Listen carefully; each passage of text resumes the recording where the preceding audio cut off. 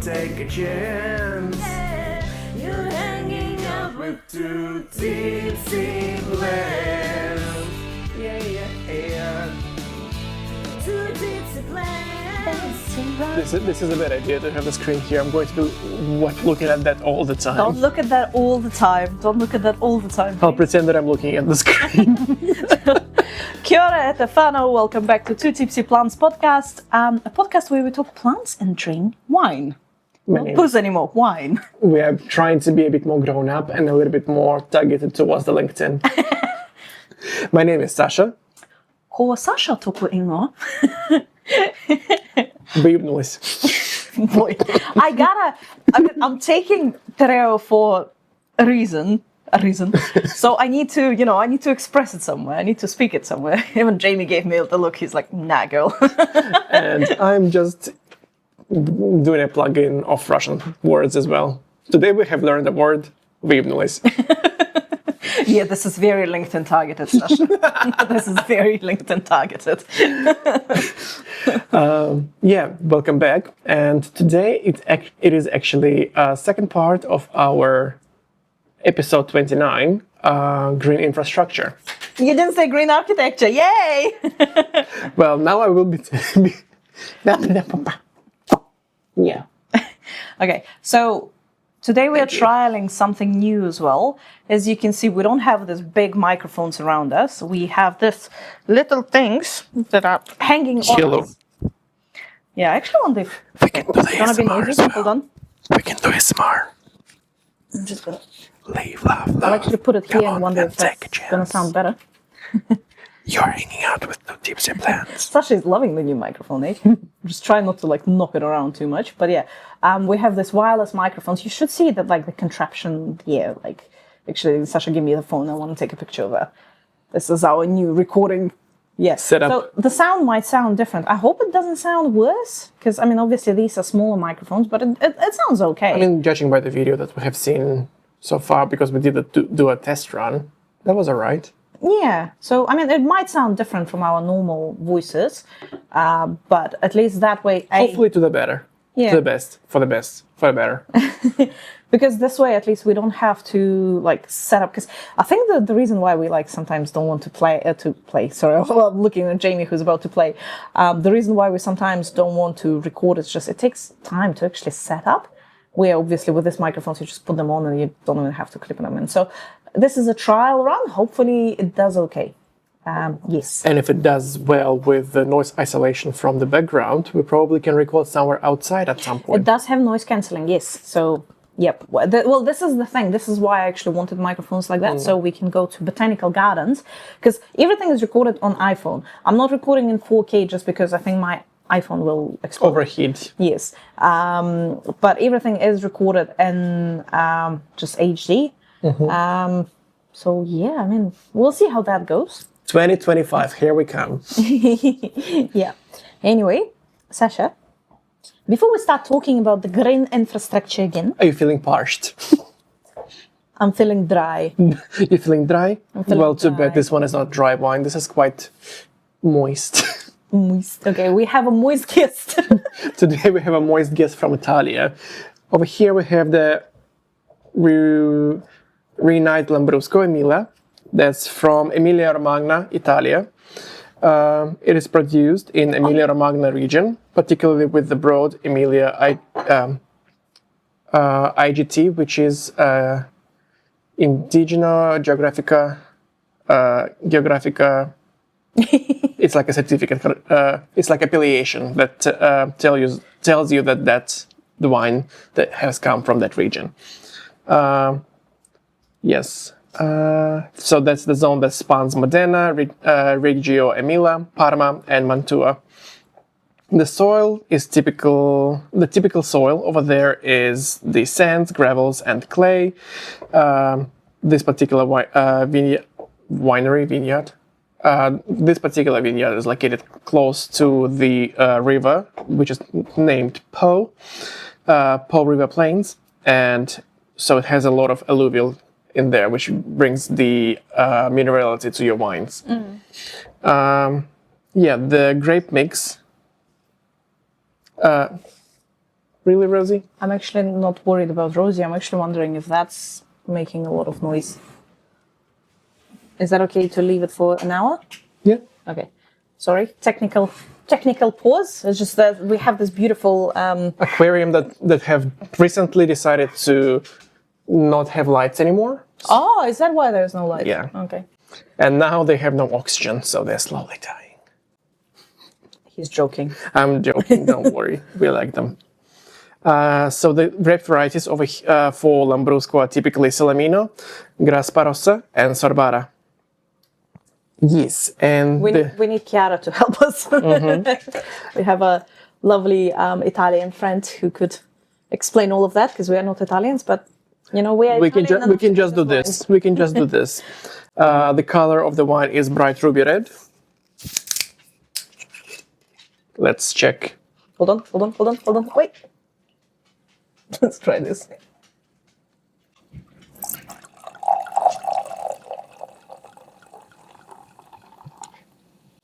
I should have just done this.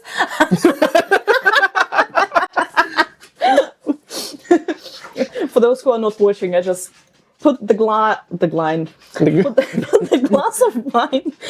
But we just discussed it. Sasha have already told today that she is not going to be talking, so I'm like, girl, this is podcast. This is the only thing you should be doing. Yeah. So, what was I saying? Oh yeah.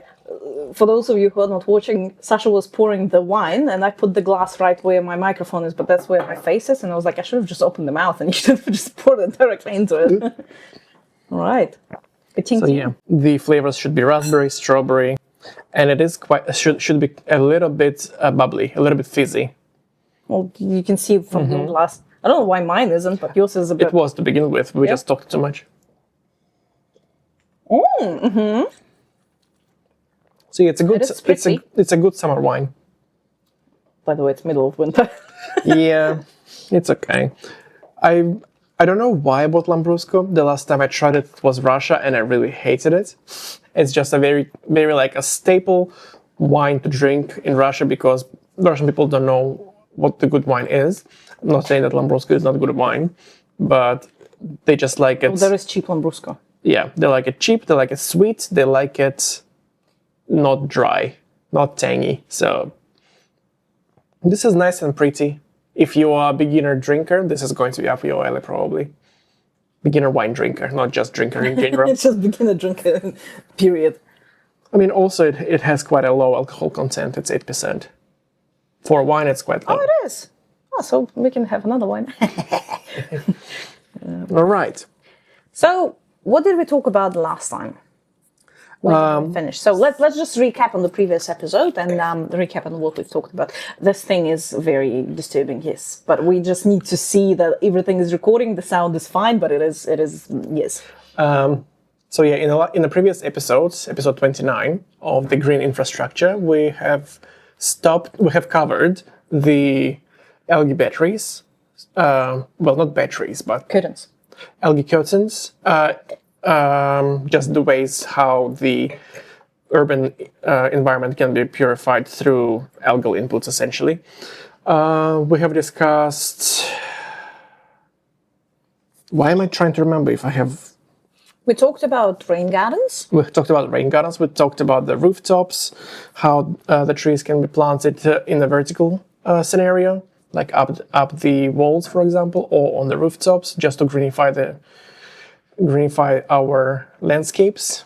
And then we talked about some plants that can remove certain pollutants from the ground, or reduce them, or bioremediation. I think that was the correct term. The correct term was the bioremediation. Yes. And just to piggyback on that topic, we can continue talking about the constructed wetlands and the riparian planting. That probably is a good idea to kind of segue from the purifying and bioremediation to how it's actually used in terms of like industrial setting. So what is the constructed wetland? Have we not talked about constructed wetlands?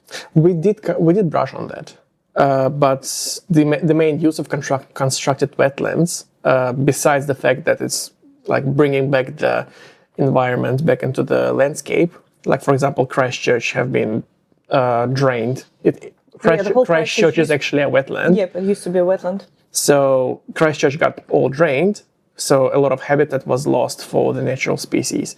So these days, if you are taking away from the landscape, you need to bring it back somewhere else. So the constructed wetlands is a good way to do that, to kind of reintroduce, give the species that have been pushed out from the area, give them essentially a new home. The other way of using constructed wetlands is to remediate the stormwater and your industrial process, like treated wastewater. Because not many people know, I think, that wetlands itself are very great at purifying dirty water, essentially. Well, because they're so planted, right? The whole wetland is mostly built. Like in a meandering scenario. Well, yeah, it depends. I can't call them ponds, but obviously there is kind of like a pond structure. Well, if we say it in a very crude way, it's a huge retention pond that has plants in it. Yeah. I mean, depends on the wetland. Some wetlands actually filter the water and release it somewhere. Some wetlands act as seepage areas, detention areas where the water just gets into the ground. The first thing that comes to my mind is the Sparks Road. Te Kura o Taua wetland in Christchurch. The Heathcote River. Not sure. I'm not sure if that's the particular one, but yeah. I know there is one on Sparks Road. Oh, yeah, that one. Yeah. I don't know what it's called. I don't know if it's just called Sparks Road. I know that it's been designed by the city council, and it's pretty successful in terms of like the plant survival rate. It looks quite cool, to be honest. And there is the constructed wetland next to Napuna Wai as well. Like we visit it every time there is some kind of expo happening because. What do you do expos at Napuna Wai? Well, in that area. Oh yeah. Yeah, like you just can see how the wetlands just thrive in there, because Christchurch was a wetland, and all the species that have been planted in there just thrive, like cabbage trees. They just like became tall and bushy and beautiful almost in no time. And that's probably one of the only places in Christchurch that I actually like to have cabbage trees. They actually smell really nice, the flowers. When cabbage trees A little bit intense, especially in that area, because there are a lot of cabbage well, trees that's in the there. thing, yeah, because there are a lot of everything in moderation. Everything in moderation. Typical plants that are used for the wetlands: Juncus, Carex, Phragmites australis, which is reed, and Tifa that we have already mentioned before, the cattails. Yeah, you wouldn't, like as a landscape architect, let's say, who does Who flights them? who does the planting plan. Like Raupo is a bit too invasive to be planted, and it kind of spreads on its own. Like, let's say we're working on this detention basin that is right next to the wetland, so a lot of that Raupo seeds, they moved with the waterway into the detention pond, and like it's everywhere, and it does compete with other plants, unfortunately. So we had to plant out that particular detention pond, and Raupo does overcompete things because it just grows so fast and spreads so fast. Also, Raupo is quite dense, which creates stagnant water. For your wetlands to work nicely, you need free-flowing water with enough detention to actually absorb and retain the pollutants. Well, you need to make sure that the water is not fully obstructed here, so there is movement in the water. It doesn't have to be like a flow, but it has to be some sort of movement. Yeah, correct. Which Raupo can kind of obstruct completely. Yeah. What else can we say about the wetlands? Have you constructed many wetlands as a person of landscape architecture? Person of landscape architecture. This is what my title is now. Welcome to my English. Welcome to Sasha's English Part 2. Please don't show it to your coordinator at the university. By the way, Sasha is not. No, I don't want to talk about it yet. It's not yet. Not yet. Okay. But yeah, just a little smidge of my frustration and English language and stuff. If your name is not John White or something similar to that, if your name is Alexandra Sheremetьeva or Alexander Yeremin, by the way, this is, yes, we are Sashas, but we are also Alexander and Alexandra. Too complicated, anyway. Another pain of my existence. Yeah, or if your name is, I don't know, do we have any other? D. Yeah, D Young or something. If your name is like not white. Not obviously white. Yeah, people just consider that you are incompetent in English, even though you've been, living in English-speaking country for more than 20 years. Not quite 20 yet, but damn, yes. Wow. You have like a few educations in English. Anyway, yeah. I was just thinking that maybe to that person, I should literally send them our podcast and be like, bitch! Do I need the IELTS? Yeah, are you sure? Do I need TOEFL? Are you sure? Another crazy news that in Russia IELTS is now considered, what is it? Considered illegal. It's not illegal. It's нежелательная организация. What's the right unsupported. It's bad to be. Yes, our English is very good. You wouldn't want to be associated with that organization because supposedly it promotes LGBT rights, and that's bad in Russia. It promotes freedom of speech, and it promotes you being able to get out of the country. All the good things that they don't want. Yeah.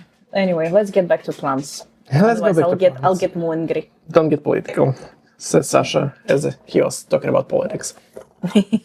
Yeah. So, wetlands are obviously great. They do take a lot of space, but the thing about constructed green spaces, you don't actually have to have a huge space for wetland. If you're using your wetland for treatment, for example, one of the ways you can use it is for recharge of your groundwater. So this is where rain gardens come in. Yeah. Because wetlands are big, rain gardens are small. You can always use the rain gardens in conjunction with the wetland. Just it's going to be a wetland that is the size of rain garden and it's permeating enough to recharge your groundwater. I'd still call it a rain garden though, because wetland, I feel like wetland is actually, it does have to cover quite a bit of, I don't know what's the technical size of a wetland. I've seen people referring to wetlands in Marlborough, Tasman district. Let's call it a fire pond. It's literally the size of my kitchen. Because that was just in the low areas. I don't know, I'm just used to wetlands being measured, that's all. They usually are. Especially natural wetlands are usually massive. Constructed wetlands don't go that big. No, People don't have that much money. In Christchurch, they're quite big. If you think about, I'm actually not sure if Travis Wetland is a constructed wetland. Obviously, it's been modified by man-hand, but I'm not sure if it's constructed. It's been man-handled. Yeah. Anyway. But Sparks Road wetland is not that big. Oh, it's not the size of your kitchen. It's pretty big. It's not the size of my kitchen. No, it's maybe 100 of your kitchens, maybe. It's quite big. Yeah. Anyway, the other good thing about any green infrastructure, so any constructed wetlands, parks, because obviously parks are also green infrastructure. I'll touch base on that a bit later, but it's always the social aspect that they bring. Yep. So it's not only the environmental, and bioremediation and water filtration and pollution and stuff. It's also the social aspect of it. Because imagine, I've never been to a country and never lived in a country where the whole city or town is a concrete jungle. I'm quite privileged, I guess, not to experience that. I do. What would be that, though? I don't know, maybe New York, maybe? If you're not in Central Park, but in just a central New York. Yeah, Bronx area. I've never been to New York, so I can't say, but this is the first thing that comes to my mind. But I feel like I would feel sad in areas like that because there's just no plants, there's no greenery. Because, it's proven, scientifically proven that plants and greenery in nature makes us feel better. So Yeah, it's good to reconnect sometimes. yeah, but even if you look at the because we were using Sparks wetland as an example, if you look at that, there's always cars. People bring their dogs there. They go for a walk with dogs. I think you have to have your dog on a leash there. Yeah, because otherwise they will go swimming. I think it's also because of the birds, because obviously wetlands are quite a ecosystem. But yeah, people are always walking there. There's always cars, and it kind of is a link between the Kashmir and Holswell. Yeah. Because it stretches along that whole, like in between those two roads. So yeah, I feel like any green infrastructure has those Attracts benefits people as well. yeah. Attracts people, but also it's good for your mental health, right? And imagine, like, I love the fact that we live not too far from the river, because when we go, Even though sometimes it spills. well, it doesn't reach us Quite yet. hopefully it will never. Like, we're close to the river, but it's still a 10-minute walk to the river. But you go there, you walk there, and it's just the whole river acts as a connection between different areas, suburbs, communities. Yeah, but B, it's just you had a long day. You go for a walk there with your dog, and then you see birds, you see ducks, you see all these things, and it's just good. Checking. Yeah, still working. You can do.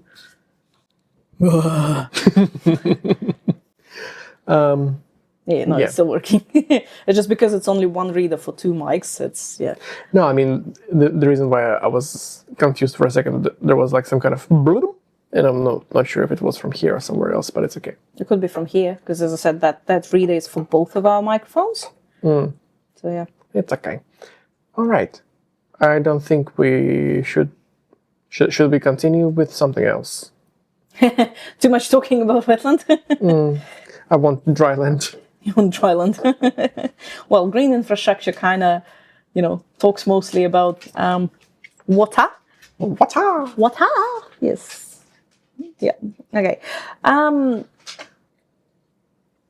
We can also talk about carbon sequestration. I'm not sure if we actually did talk about that. We haven't covered that. Yeah. So that's a good item topic that is actually quite well. It's an interesting topic. It's very controversial. It's very controversial. I think we touched on that when we talked about. I think she wants to go to the plural. No, she didn't. When we talked about the plants of the future, I think we touched on carbon sequestration.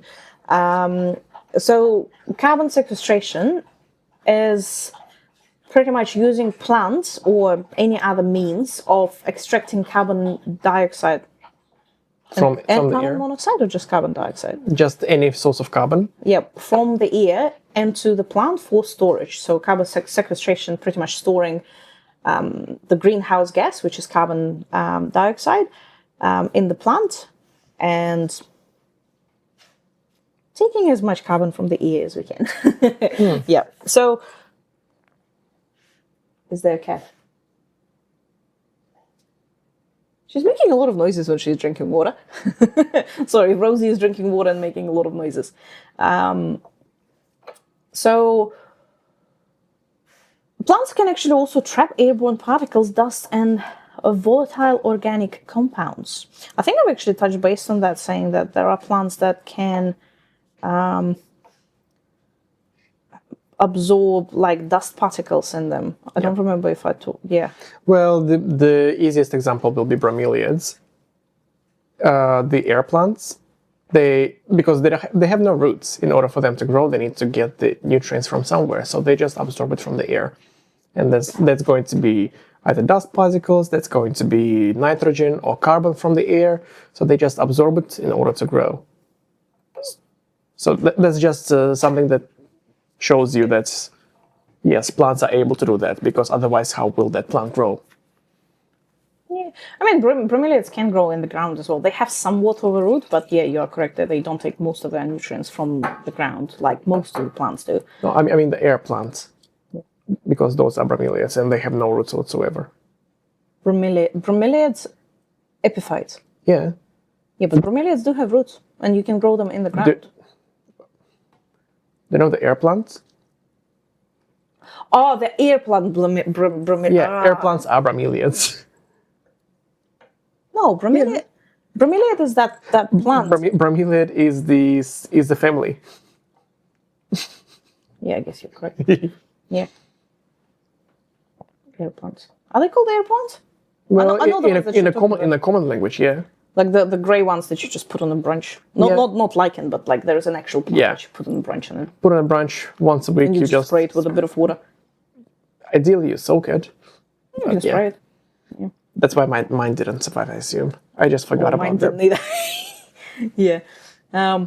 Anyway, obviously with carbon sequestration, the most common. I mean, if you fly or if you I travel. wish I was. You want to fly or you want to fly? Sorry.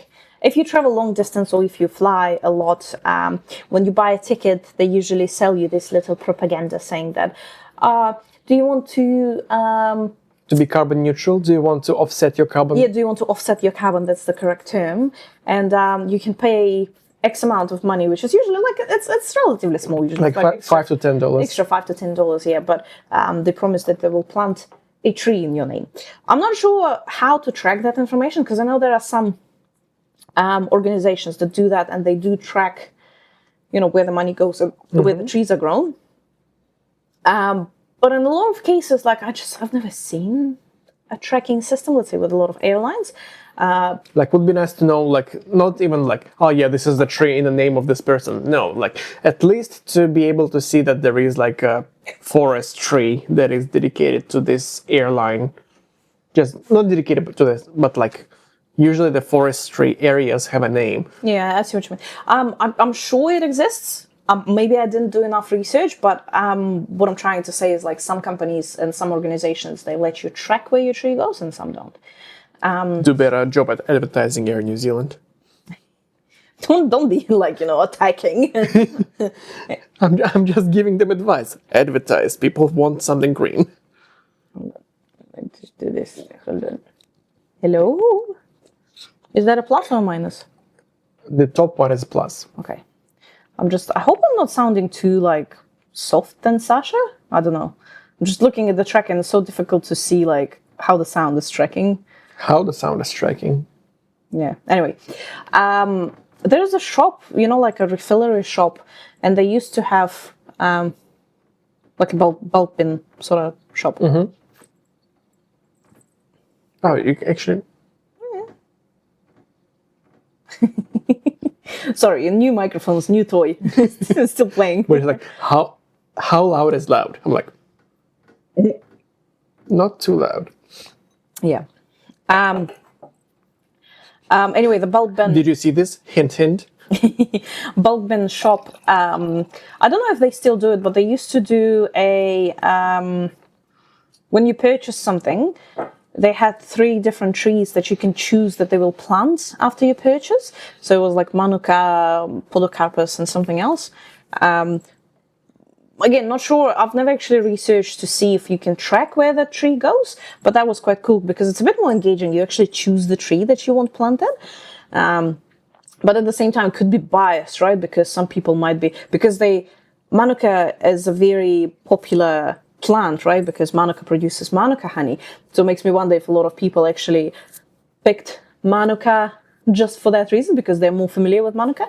Rosie is growling. Does she want to go to pee? Do you want to go to pee, Rosie? You can still keep talking, by the way, because the microphone has 100 meters distance. Do you want to go to the toilet? Come. Come. So guys, you will still be hearing Sasha. Just remember, they still hear you. No, I think she just wants food. Oh, okay. Oh, because you on a diet, did you give her like a smaller portion? Yeah, I gave you 4 biscuits instead of 5. Oh, no, girl, you gotta lose it. Okay, so yeah, anyway, trees, especially the long-leaf trees, they obviously can sequestrate? Capture, yeah. Thank you. English is good, yeah? The English has good pronunciation, sucks. Yeah, true. So long-leaved trees, because they live longer and they can actually hold that carbon within them for longer, they are more valuable. But at the same time, they actually take slower to grow usually. Do you mean the evergreens or any? Long-leaved, as in like... Long-leaved, not long-leaved. No, long-leaved. Leaved. Life. Leaved. Long leaved. life. No, not leaved. Leaved. Long-lived. The trees with a longer lifespan. Yes. Yeah. So hardwood. Well, yeah, not necessarily, because they're like other plants. I mean, hardwoods are also quite good in sequestering, just slower. Yeah. But it's denser. Yeah. But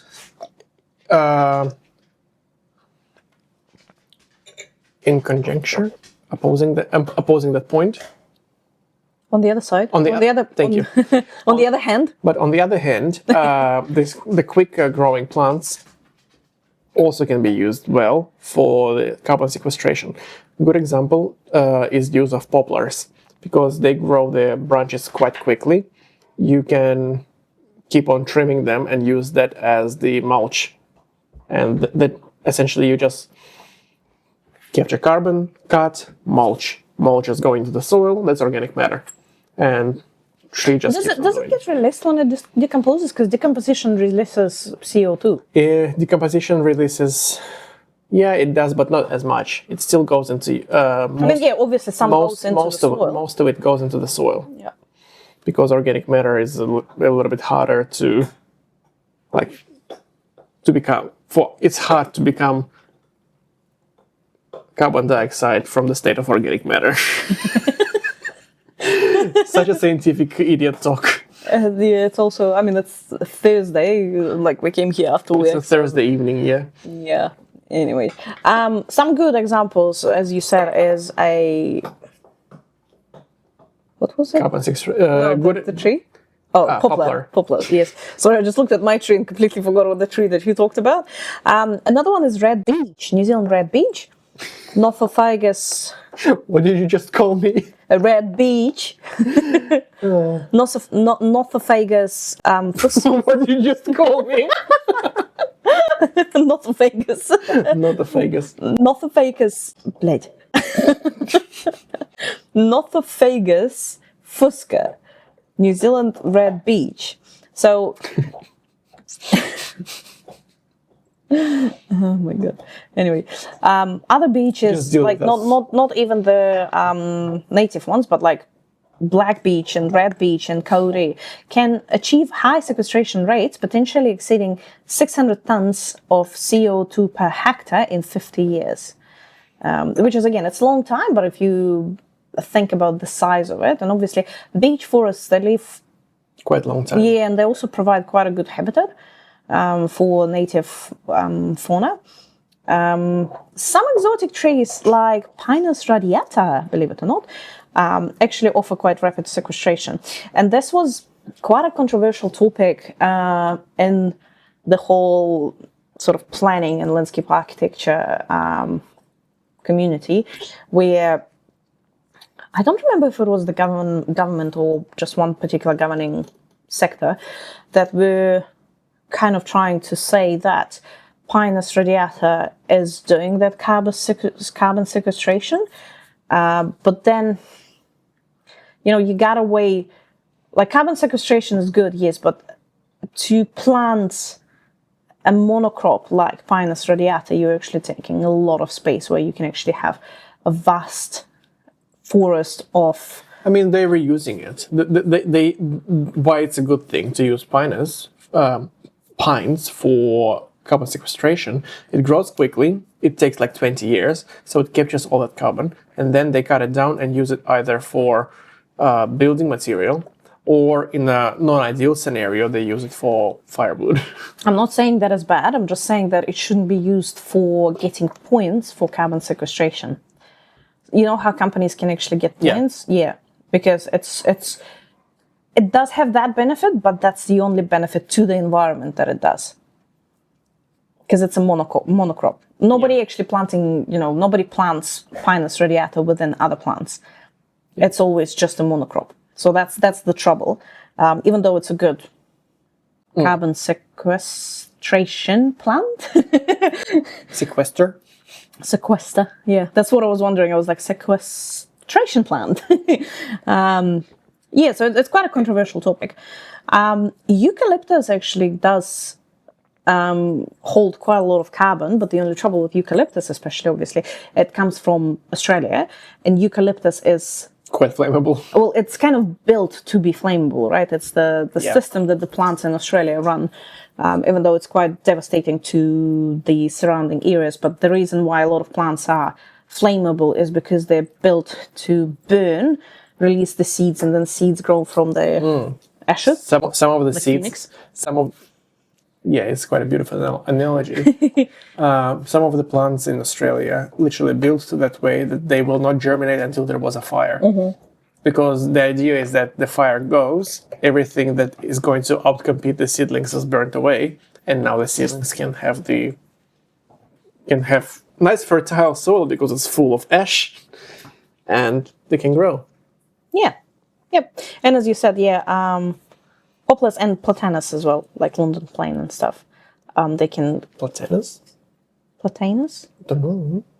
platanus acerifolia. No idea who they are. It's okay. Is that it for the carbon sequestration topic? I think so. Yeah. All right, then we can go into the next topic, which is going to be green corridors. Oh yeah. So, what is a green corridor? It's like a weaving of nature into the urban infrastructure, urban fabric. Stay still. So it is what it sounds like. It is just a space that allows greenery to, like, for example, you have two parks. You can connect it with a green corridor, which is like a street, an alley that has lots of trees around it, which is quite which is just well planted. Those green corridors provide habitat. It provides space for the species to travel through the city safely. Have you taken that course in Lincoln? The ecology course where you actually design like different pockets of no? No, I did take a course in Lincoln where we had to do our, it was GIS planning, and one of projects, it was a final year project, one of my, not colleagues, peers, have done similar to a green corridor. He drove around the highway and taken points where he sees the roadkills. And essentially the spots where the highest roadkills was where the well-planted areas were. Obviously, because it's a habitat. Yeah, I mean, obviously, but like it's good to see that data, right? It's an interesting research. Yeah, and that's why the green corridor in this kind of scenario is a very good idea that needs to be utilized. For example, I'm sure somewhere in Europe, because they're quite green over there, they have something like a bridge going over the highway that is green. Boy, that's Singapore. No, to allow the species to travel across. Singapore. There's such bridge in Singapore. I can't remember the name of it, but it pretty much, there's a highway that goes through the forest, through the jungle. So they built the bridge that actually links to. I'm gonna show it to you now. Singapore. But yes, Green Bridge, let's call it that way. Because I don't remember the name of it. so yeah, the green corridors can take multiple forms, like linear parks along the old railways or rivers, hedge growth and shelter belts, greenways for pedestrians and cyclists, riparian buffers, and planted medians and street edges. It's called EcoLink. Eco or Equa? EcoLink Okay. at BKE. What's BKE? Bukit Timah Nature Reserve. So yeah, pretty much it looks like that. So it's exactly what you described. I'll try to put a picture of it in the video here. Yeah, but it's pretty much that. It's also interesting. Singapore's Animal Crossing. Yeah, because I actually remember seeing it, and I remember we kind of studied it in Polytechnic because it's quite an interesting. So yeah, this is the more extreme, very like visible for a common person case of the green infrastructure. Yeah, it's also quite controversial because obviously it's man-made. There's a lot of noise still around. Like, it's an interesting one. You still have to control the pests somehow, but I guess it's better than not having it. Yeah, So- like for example, you will have less hedgehogs. You would have less hedgehogs on a highway. I don't think there are hedgehogs in Singapore, but I see what you mean. Yeah. Yeah. The key functions and benefits to the green corridors is the wildlife movement and biodiversity that is not interrupted by the urban setting. Helps, If it's constructed yeah, correctly. if it's yes. constructed correctly. It helps the species to migrate, find food, and reproduce by linking disconnected habitats. It produces the urban cooling, so it just gives you shade, and trees are naturally cooling as well. Recreational pathways as well. It's just another places for people to just enjoy the time reconnecting with nature, going for a run or a cycle. Stormwater management. If it's in a language of riparian planting again, it's going to be. I know it's late, but hold on, Sash. And the pollinator pathways as well. Oh yeah, yeah. Supports the bees, butterflies, and birds in critical ecosystems. Yeah. Speaking of which, so we're working on the subdivision, and within the subdivision, firstly, I mean the lots are tiny, but that's just the economy these days. You know, for someone to own a house, they have no choice but to live in a tiny house on a tiny plot of land. But anyway, between the plots, we do have green corridors that pretty much connect Holswell to almost Kashmir, so, sort of, right? And I've been thinking about it. You know how? Is it that subdivision over there that has like community gardens as well between them? So it connects that subdivision through it to another subdivision and then further down. Yes. So it's one developer. Yeah, they're quite cute. A little bit tiny. I do disagree with open fences because, like, literally all the fencing over there is very open, and you can see into everybody's house. So this is the safety aspect of it. The problem with having small subdivisions and so many houses, if you have tall fences, A, not enough sunlight, and B, tall fences are always... So you can either have a shorter fence that is kind of closed, or you can have a tall fence, but it has to be see-through. Because if you don't see through, it's a safety concern. Because you have to comply with certain safety regulations as well. So that's why in between the houses, it's okay to have them fully fenced. But where the public is, you need... It's like having ice on a public road, pretty much. The more ice you have, the safer it is. So it's the safety. It's kind of like a very typical urban design point to hit, especially with smaller houses like that, because you jump the fence and nobody can see you. This is how like our someone who we know got robbed multiple times because you jump the fence and you just don't see what's going on. So they would jump the fence, rob the house, and then bugger off with, through another fence with a backpack that they took from there, looking like they're just people leaving the house. So yeah.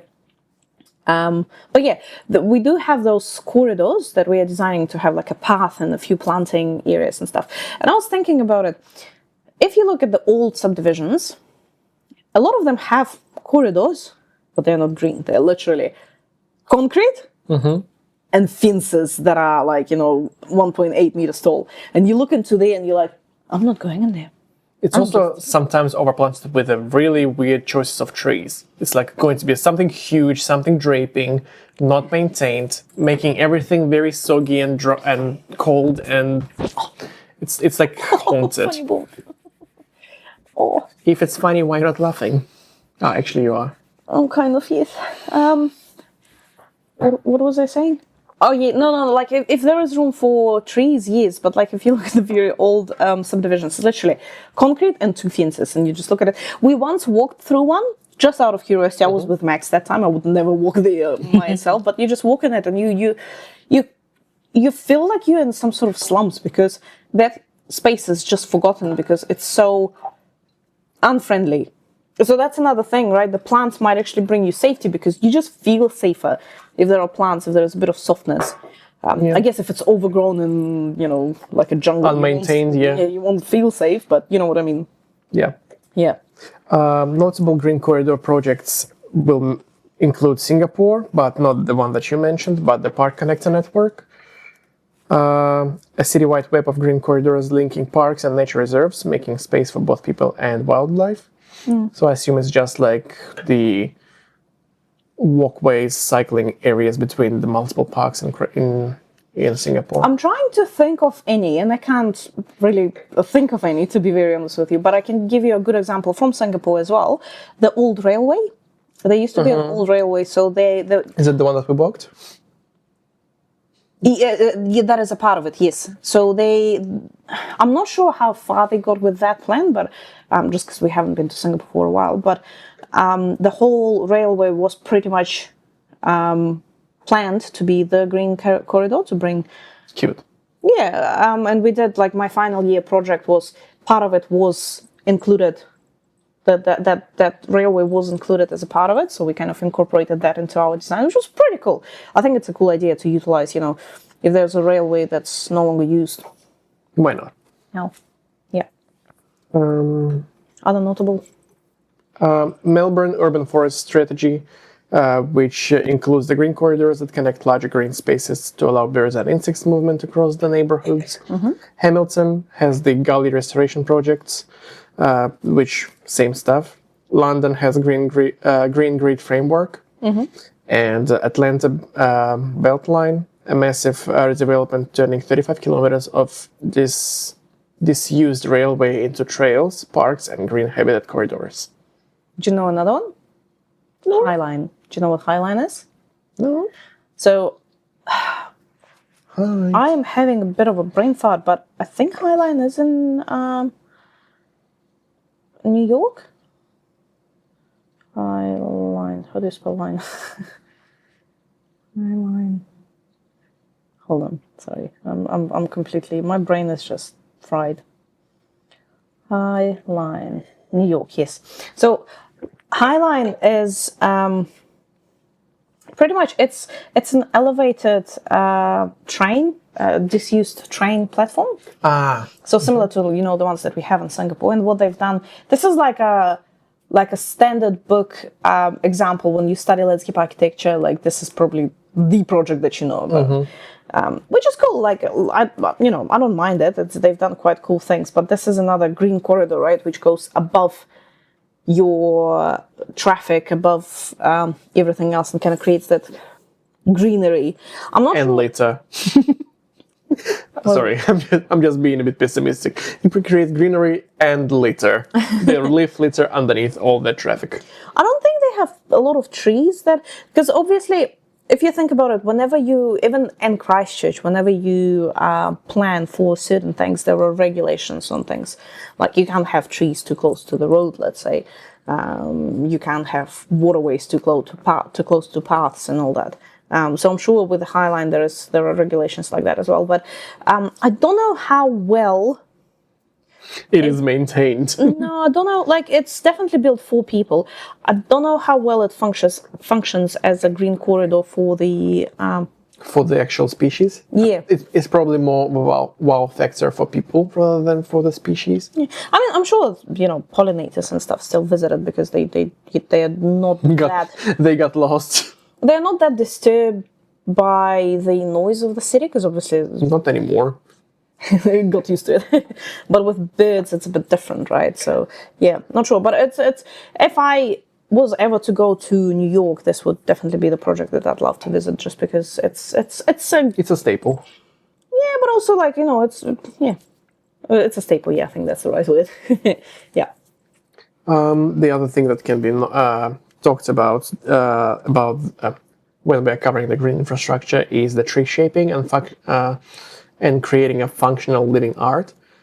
This one is a bit more like a long-term solution. It's like an aesthetic benefit, call it that way. Aesthetic benefit, yeah. So aesthetic, yes. Yeah. Aesthetic. Just drink such. It's not even like it's light. It's 8%, right? But it hits you straight away. No, I feel like we had enough chicken. To be honest, I'm just sleepy. I'm just tired. I ordered a new pillow. Sorry. It's like, imagine that you are an elf and you are just growing the trees in a shape that you desire. So good examples of that, you can just Google, guys, or Sasha might show it if she finds it. People just building fences. Yeah, like the living hedges. So, But it's like the willow probably is the best example, because they literally plant the willow tree branches, which are not rooted, because willow is so easy to root, and they just braid it, and then that grows and becomes a fence. there is a name for that, and for my lovely people, my best friends who have watched Clarkson's farm, on his show, because obviously he owns a farm and the whole show is about a farm, right? He actually hosted, well, his farm was the place where they hosted a competition, and there are different styles of actually making those fences. So some of them are, in some cases, what they do is they have your existing hedge line and they actually hack it to the point where the only connected part to the plant is like a hair line, pretty much. They bend it and they shape it in that way so that the plants actually grow sideways and form a fence. So it's like espaliation to the max. Well, you never actually cut the tree when you espaliate, but in that particular show, in that particular competition, they were actually doing that. I think he had like 4 different styles done to his property. In some cases, they cut, they plant, they weave, and all that. In other cases, they kind of just did pretty much, espalier, as you said. Yeah. So it's a whole art. Yeah. Yeah. It's like a bonsai to the max as well. Some people are growing chairs, for example. Yeah. Like they have like 4 trees growing, and then they intertwine it to become a chair, and then once it's grown, they cut it, and you have the whole chair. But I guess even if we are not talking about the aesthetic value of it, if you think about like green, how in New Zealand, let's say, this is something that I've noticed. A lot of people who come here, they get fascinated by the fact that farmers and just in general, we use green fences a lot. As in, instead of actual built fence, we use dense hedging as a fence. It works better as a windbreak. Yeah, but also it's cheaper. And it's cheaper. Yeah, but And a lot of maintenance probably not as cheap. But yeah, a lot of people who visit New Zealand, they get fascinated, like in a good way, they get fascinated by it. And that does act as a service to the ecosystem as well, right? Because even though it's usually a monoculture, but it still provides like nesting. Well, that's the thing, it provides nesting and stuff. Actually, by my workplace, because they were building they built a big roundabout, they had to chop quite a bit of hedges. And it was a bit devastating to watch because you would hear all this bird song, and we could actually hear bellbirds. Well, there's still another hedge left on the other side, but like you definitely did not hear any birds, especially during the construction and once they removed that big hedge. So yeah, even though it's a monoculture, it's still a short section of it, I guess. But it does help to create a small habitat for birds, and I guess it does act as a little green island.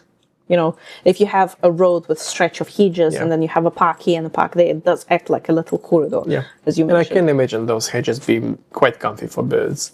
They're usually quite dense, so it will be nice and warm. Well, that's the thing, like if you have those hedges, you rarely actually need a fence. Some people still have like a deer fence in between, just so that people can penetrate through. Yeah. But yeah, I think you are correct. It's another green infrastructure / green tool. Design. I would like to see at least one house being built by just a green, by just one tree growing in shapes. Even if it's just like one room, cylindrical kind of thing. That would be cool. Unless it's a baobab and you can just like carve the room out of it. Yeah. I don't know how that would work, but yeah. Never actually saw a cat baobab. Not cut, like carved the like room into it. So the sides will still be alive. It still provides water. What if one day you wake up and it just closed the door on you? It just grew over your entrance. Yeah. What is your morning routine? Just me and a chisel. Yeah. Yeah. Maybe let's finish up with since we started talking about biodiversity and habitat provision and stuff, we can kind of finish on that note, I think, because we are about to hit that 1 hour mark. I recently looked for, just pour it to yourself, these projects in Copenhagen, actually. So Copenhagen... You done? You done? Bitch. Anyway, Copenhagen. They, in 2010, 11, oh boy. I can't remember the year, sorry. But they had like a pretty much one in a lifetime rain event where there was just too much water and, you know, a lot of infrastructure got flooded. I'm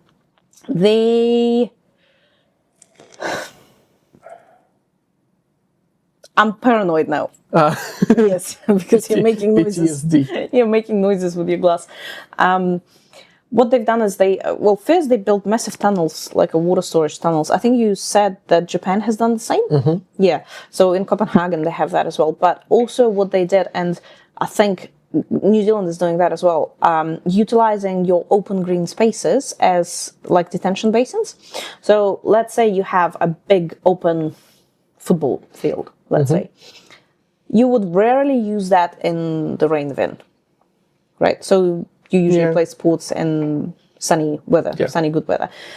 So a lot of fields like that, they actually built to, they're pretty much like a massive detention pond, as I said. So in the event of rain, it actually acts as a sponge, a collection point for all the water. So all the storm water just gets siphoned into it. Yeah, and then obviously redirected. Yep, and obviously it sips through the ground and gets into the ground. I've seen some really cool examples. Like, I actually haven't done enough research on that, but I've seen some really cool examples of parks like that in Copenhagen, where they used.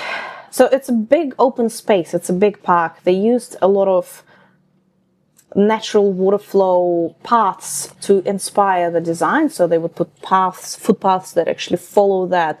They would shape the paving to follow those paths to kind of emphasize that this is where the water goes, but also it creates, you know, when it actually rains, when the water flows through those paths, it actually creates a different environment, creates a different picture. A flow. A different aesthetic.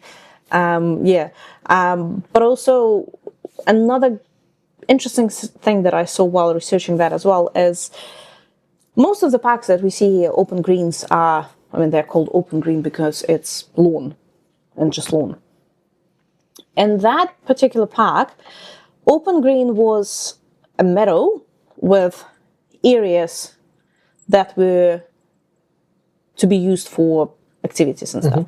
So most of the area was meadow, and then some pockets were to actually, you know, a barbecue area or like a little Sunday market area and stuff. And it looked phenomenal. It looked messy, but nature is messy, right? This is what nature is. Unless you have a lot of time on your hands.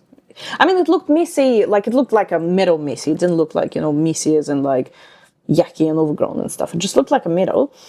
And then that sense, you are supporting your social, you're having your social benefits because you can use it as, you know, a space for people together. Economic because it's a market. Yeah, but also economic because if it's a meadow, you don't need to maintain it as much as you would with a field, because you just don't need to put your lawnmower through it every week in summer. But also it acts as a water retention area. So in event of rain, it actually collects water, sips it through, but also plants can take quite a bit of it because it's not just lawn, it's actual plants that grow through it. Meadows to provide enough habitat. And that's the last thing that I wanted to say is that meadows are actually, they're probably the best place for your... mice. Not mice, but also just the pollutants, gosh, the pollinators. Pollinators, that's what I wanted to say, pollinators, yeah. Some of the really good examples of the plants that you can use for pollinator attraction, promotion. attraction. Promotion as well, yeah. Manuka, Leptospermum scoparium, because bees absolutely love it and other pollinators. Manuka is a good tree as well to plant on top of the buried landfills because it does pick up the pollutants out of the soil. Okay. Manuka is also a good nursery plant, from what I know. It actually helps to protect other plants when they are growing. I do wonder if Manuka is such a good plant to actually pick up the pollutants. Does it accumulate in pollen? And then is it a good thing to actually have Manuka honey? I don't know if it does, but obviously pollen does affect what goes into your honey, like, the mad honey, let's say, because it's collected from... Can you smell your wine? The more I drink it, the more it smells to me like beer. No, it doesn't smell like beer. Maybe it's my glass? No, I don't smell beer. Anyway, some of the other good plants are Viper's bugloss, which is Echium vulgare, lavender, Lavandula angustifolia, or even like the Spanish lavender. I've planted only 2 bushes in my backyard. The amount of bumblebees I have every year. But also the actual lavender. The actual lavender. I actually came to Sasha's place and got I still have a bucket of lavender. Yeah, I'm like, take it. Just take it. The more you cut it when it's growing season, the more it grows. Yeah, but you also... It's like Hydra. You cut one head, it 2 grows. But also if you trim it right and in the right time, it will just keep rebouncing back every year, even though it's a perennial plant. Another good native plant is actually Pittosporums. Don't like them. Yeah, but they are very good for pollinators. And Pittosporums smell phenomenal at night. Like, they smell really good. Not all of them do. A lot of them do. Yeah, you never notice it because the flowers are so tiny you don't even see them flowering. But when you do, in the flowering season at night, they smell the best because obviously they attract a lot of pollinators at night. So I assume they attract moths. Yeah, I guess. And this is the end of the... Yeah, probably should be. Because we can keep blabbering. Yeah. Well, thank you very much, guys, for sharing a wine with us and dabbling in our shenanigans about the green infrastructure. Part 2. I don't think we'll have a part 3. We'll talk about something else in the next episode. Next episode is going to be a new topic. I want to do something fun. I want to do, I enjoy this sort of research and deep dive into, actual practical stuff. But we've done it for 2 or 3 episodes in a row now. I want to do something fun. Should we do Lego? Yeah, it's not really plants, but we can... There are plants. Do you know what? I like that idea. How about... Not plants-inspired constructions. Green infrastructure. Yeah. We can actually talk about a deep dive into Lego plants. Not sponsored, by the way. Lego, come on. Come on now. But they have a massive collection of plants, right? So we can actually talk about each plant and do a deep dive on, a sakura or an orchid or a bonsai tree and a bit of history about it and that maple. Yeah, as you can see, Sasha put all this Lego plants that he has. And it's not even all of them, yes.